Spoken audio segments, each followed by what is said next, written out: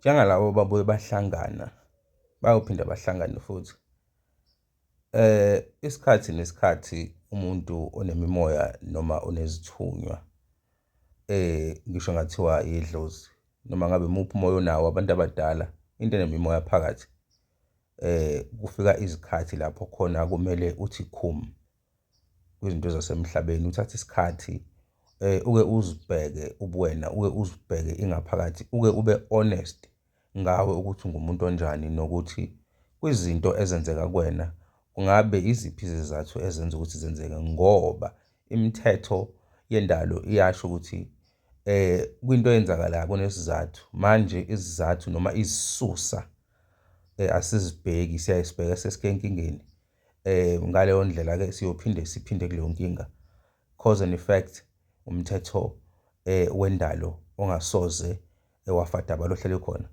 Isikhathi seside sagcina ukuxoxa namhlanje ngithe ake ngithi nje ngihole umoya Nkosi yami ukuthi ngikhulume ngoba ngiyaye ngithanda ukuthi ngixoxe mangabe umoya uvumile. Mawungibona ngithulile, cha umoya usuke usathi hayi awube ugxila kwinto zakho kwamanje uyobuye ukhulume nabantu. Kulabo abafuna ukuhlola inamba isafana 061 925 4942. Of course uzongithola on WhatsApp.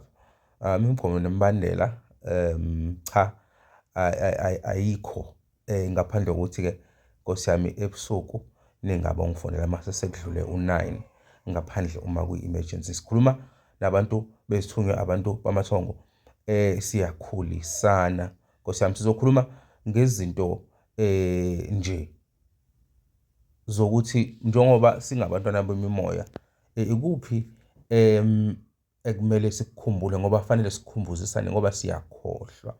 Ubona sekwenzeka izinto esithanda ukuthi phecelezi cha usukhohliwe, kufike umoya ukukhohlwa ukuthi hayibo kambe mina ngubani, ake sikhulume ngayo.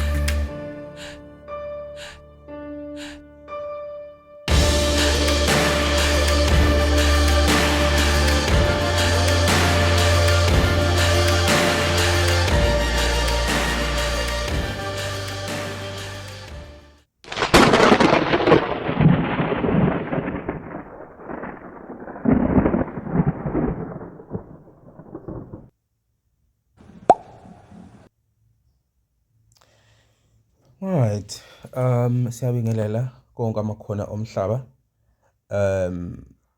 kulabo abanezithunywa banemimoya abangazi ukuthi baqale kuphi.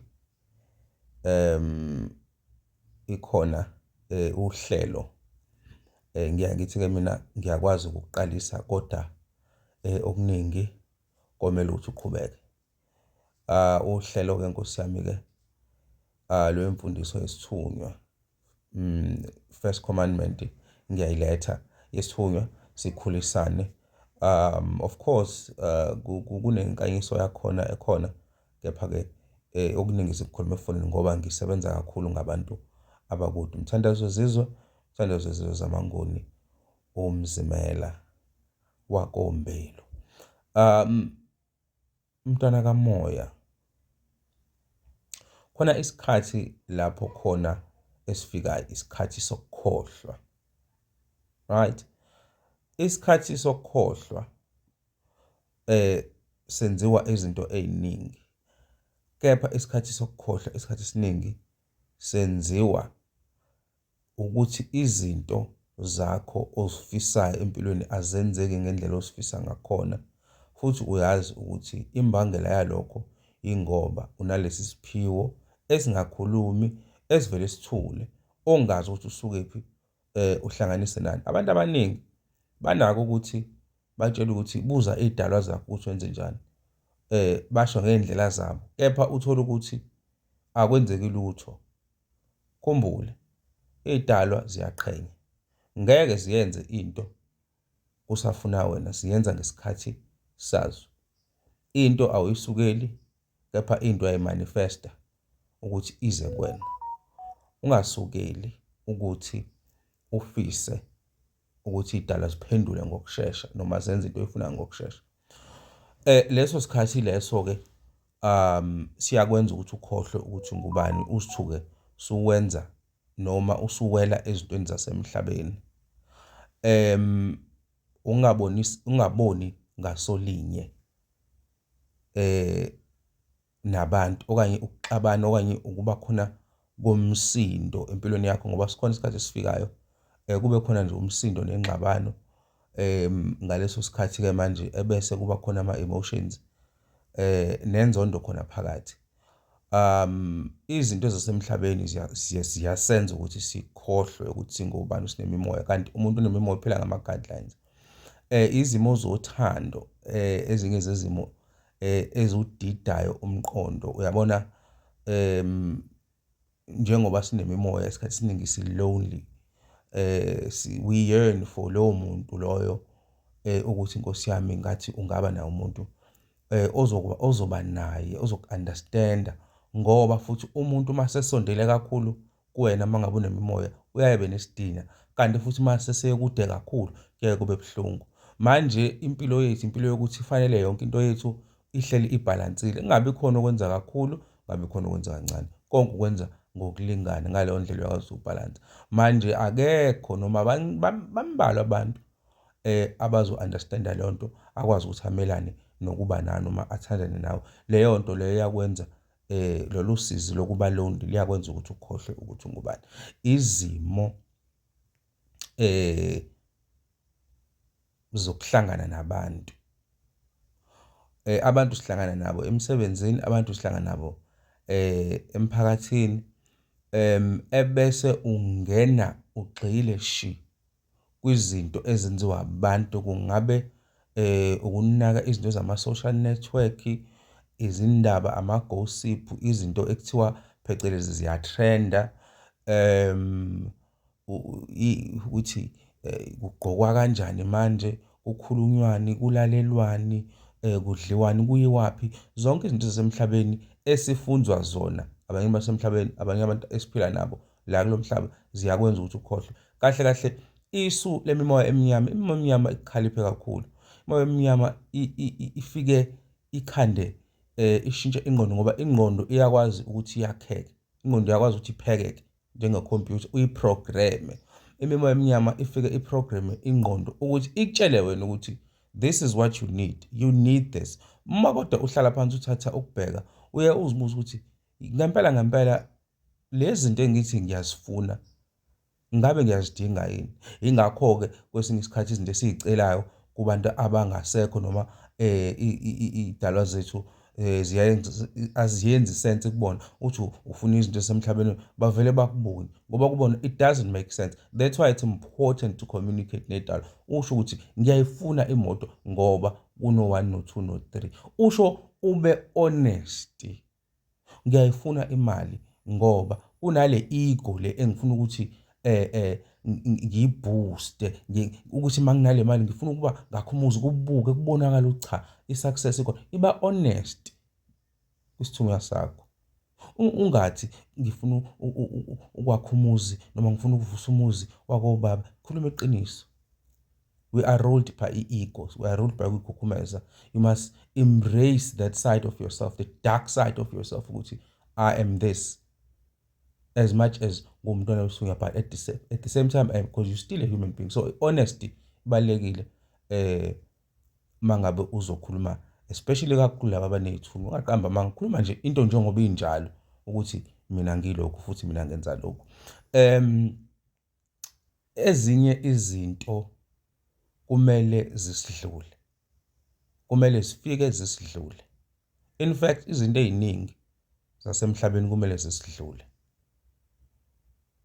kumele zisidlule, kumele unganaki, kumele uphile. Into ebalulekile la ukuthi uphile ngokwenza isiqiniseko sokuthi kuyaflowa izinto, i-communication iyaflowa phakathi kwakho nedalwa zakho. Ilwele le nto ukuthi communication iflowe. Yabona uma ngabe i-communication iflowa, ukwazi ukuthi ucommunicate-ke back and forth, kukhandeka impilo yomuntu wesiphiwo ethanda ukuthi ingabi nezihibe ezinkulu. Kepha-ke ake sikhumbule lokhu, kuwo konke okwenzakalayo kunesizathu.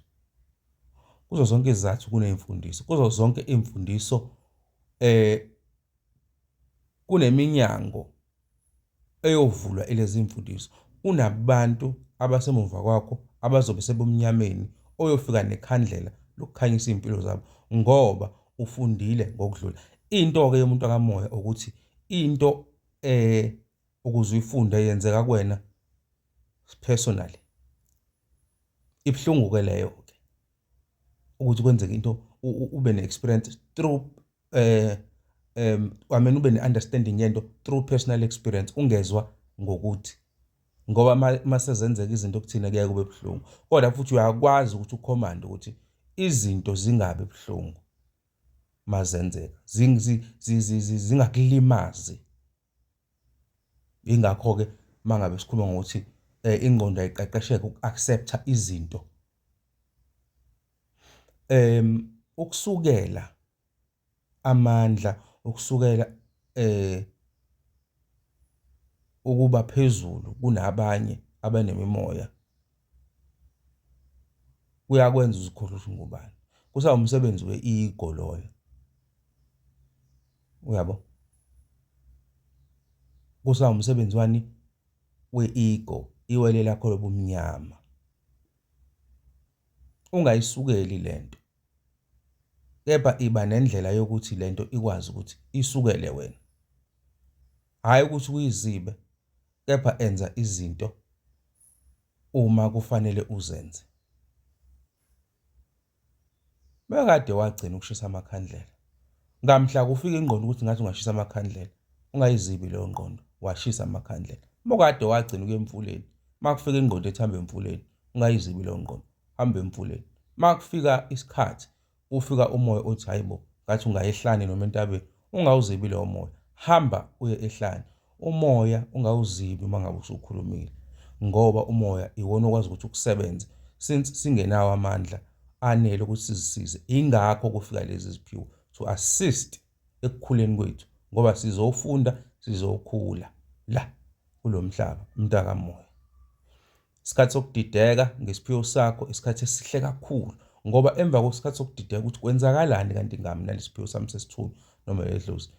After that kunezinto ezenzakalayo bese kuyakhanya. Njalo makhona ukudideka, njalo makhona umunyu, emotions, njalo makhona izinto ezithile ezenzekalayo eziyaye ngathi ziba buhlungu, kusuke kunento esuke izovela ezozalwa enhle ngoba ukuze kube khona into ezalwayo kufanele kube khona into efayo, and ufa kaningi la, awufi kanye ukuthi ufa lokho ukuthi uyofaka ebhokisini, ufa kaningi. Isikhathi nesikhathi uyafa uphinde uvuke, uphinde uvuke, uphinde uvuke. Khumbule ukuthi ungumntwana wesithunywa. Siyathokoza.